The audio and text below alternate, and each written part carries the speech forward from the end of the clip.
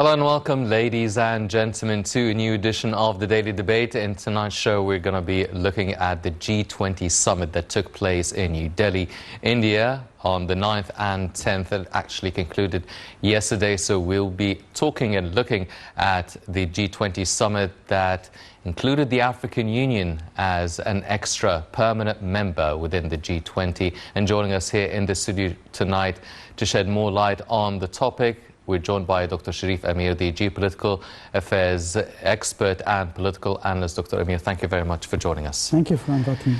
Ladies and gentlemen, before we start off our discussion, let's check out this report regarding the G20 summit and the admission of the African Union as a permanent member, and we'll be right back.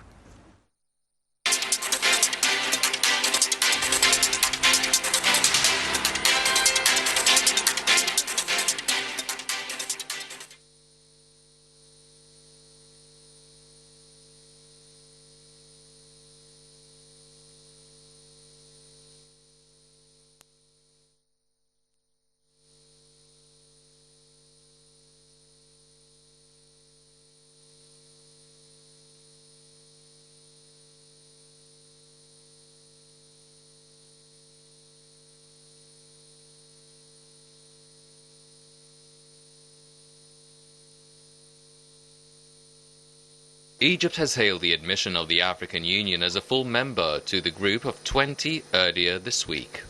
President Abdel Fattah el-Sisi stressed that the move is a step in the right direction that offers an opportunity to set the continent's priorities on the international agenda. El-Sisi's remarks came during an Africa-Europe mini-summit held on the sidelines of the G20 summit in New Delhi, India.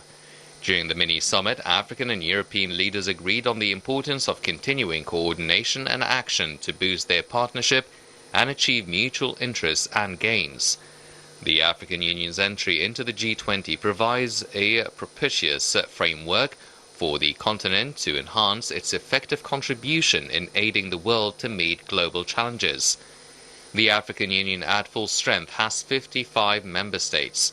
Collectively, it has a GDP of $3 trillion, with some 1.4 billion people. As the G20, the grouping included 19 countries and the European Union, representing 85% of the world GDP, with South Africa its only member state from the continent.